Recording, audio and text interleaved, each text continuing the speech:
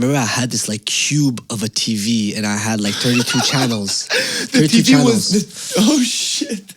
In my room, and it was one of the first TVs that we watched Bleu Nuit with all my elementary guy friends. Guys, for those of you millennials and Gen Zs, I grew up in a time where I had to watch my porno at midnight on a Friday night. Yeah. I think it was midnight on a Friday night. It was midnight or past midnight, and it was called Bleu Nuit. It was called Blue Night. It was called Blue Night, and it was soft porn. Yeah. And it was so beautifully done, really. It was beautifully done. It was very romantic. Saw a little bit of skin. Yeah. And you've never been so aroused and erected watching this. This was the most naughtiest thing you could find. Besides a Sears catalog.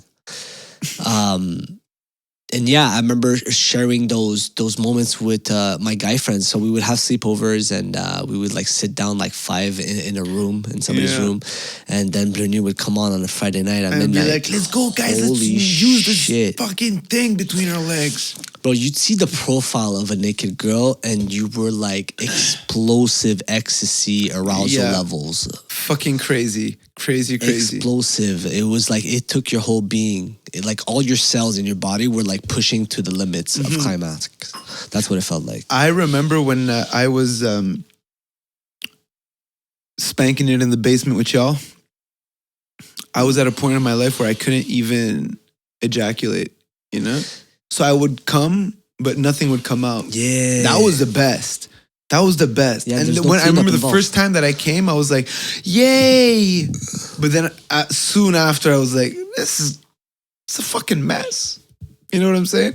It was so nice before, just like, It was nice, but when you were going through it as a kid, you thought something was wrong with you, so you couldn't wait to ejaculate. It's true, bro. I immediately thought I had a problem.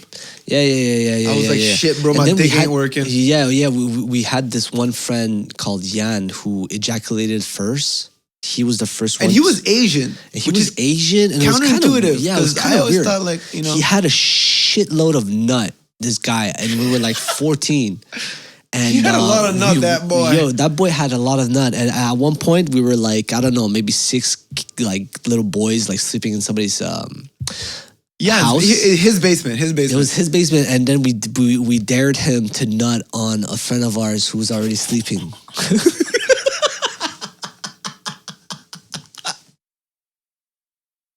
I can't believe this story is actually making it public because he was convinced. Bro, my brain erased that. So I totally don't remember. And it's funny because I too have selective memory from our childhood, because people tell me shit that we did, and I'm like, nah, bro, I don't, pretty sure. Pretty sure that didn't happen, bro. He's like, yeah, bro, you did that. I'm like, what? No, there's no way I did that. He's like, yeah, I remember. Yep. It's fucking awkward. I remember it a lot. You scarred me. Yeah, exactly. I have this tattoo because of you. What? Yeah, man. It was. What was the story? It was just not on his face. It was just like this one poor kid. I think it was. I don't know if I should mention names. I shouldn't have mentioned names, but we'll beep that out or something. But we won't beep it out. We probably won't. We're both very lazy when it comes to anything. I uploaded episode 2 like last week on the Patreon, or like yesterday on the Patreon, and I'm like, who the fuck is watching anyways? You know. So yeah, it was just like we had a sleepover, and then it was during the time we had just discovered masturbating. I remember, bro. You want me to tell you? Do you want to finish the story, or it actually sounds like a sexual assault story, so I'm not gonna talk about it. Oh, were you jizzing on somebody's face? No, it wasn't me that jizzed on somebody's face, and it wasn't on the face. The guy was like sleeping, and he was standing up. It sounds like you did it though. No, it was Yan. Oh, yeah. So if you guys want to look him up, his name is. No, I'm kidding. I'm not gonna. Beep beep beep beep. What was I gonna say? Something fucking hilarious. What was it? Oh yeah, dude. Hey, listen to this. I remember like me and you on the phone, and you were like, it was house phones, and you were like, yo, bro, do you know? Or like you told me at school, maybe. Oh yeah, I remember you told me at the library, yo, you know about masturbation?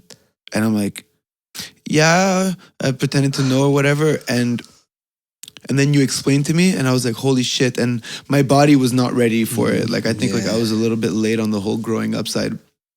But like, I went back home and I tried it, and I used to take hand cream.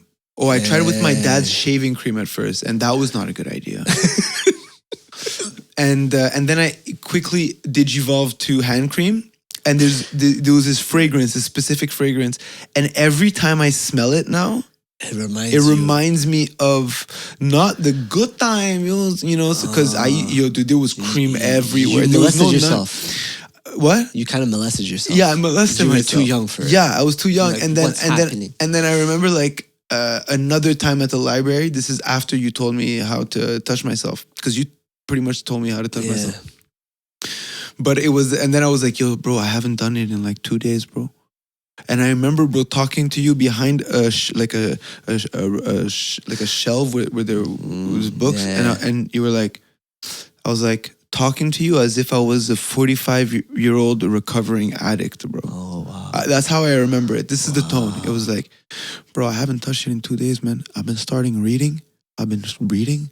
My mom loves it, and I just fucking read, and I go right to bed. 2 days.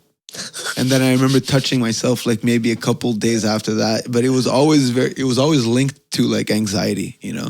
Like I always felt like bad. And yo, bro, listen to this. My twin sister, at some point, bro, I'm telling you, I was so anxious as a kid. I couldn't sleep. Okay. Like, not that I couldn't sleep, but I was very anxious, and it was about the masturbation thing. Okay. So after school one day, my sister's in her room. I'm in my room. I go in her room and I'm not feeling good, you know, very anxious, but I couldn't get the words out of my mouth. Oh, you couldn't explain that it was like masturbation. And I remember doing bonhomme pendu. You know bonhomme pendu? Yeah. How do you say bonhomme pendu? Stick figure. Like no, but Stick like you know when you have to like figure out the word. Okay. Hangman? Yeah. It's like hangman, and you're trying to figure out what the words are. So you write the underscore of each letter. Yeah, so you write like the amount of letters, and then every time somebody gets a letter wrong, you draw a piece of this of the stick figure. Yeah. And then you know, it's basically the idea is that if you don't get enough, well, he hangs himself, which is that is dark. so reflective of what it is you were going through. So like, please figure this out, Talia. Yeah, and I was like, I went to and I remember she was laying down on her bed, and I come to her and I'm like, something's wrong, and I couldn't say it, so I do a stick figure, and then she figures out the word. Oh my God. And then she was like, it's totally fine, bro, relax, you know, like some shit like that. But at first she was like, ew, you know, she was like twin sister type, ew, but it's fine, bro, comme relax. Moi j'étais là.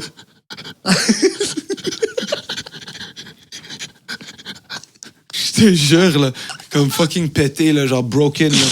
And I remember, like, I didn't take her word for it. So I went downstairs maybe like a couple of days later and went to go talk to my dad about it. And he was working from home. So it was literally like this. I'm like, I come downstairs. Daddy, you know, and you touch your pee and he's like, yeah, it's fine. I mean, thank you, Daddy. That's exactly how it went.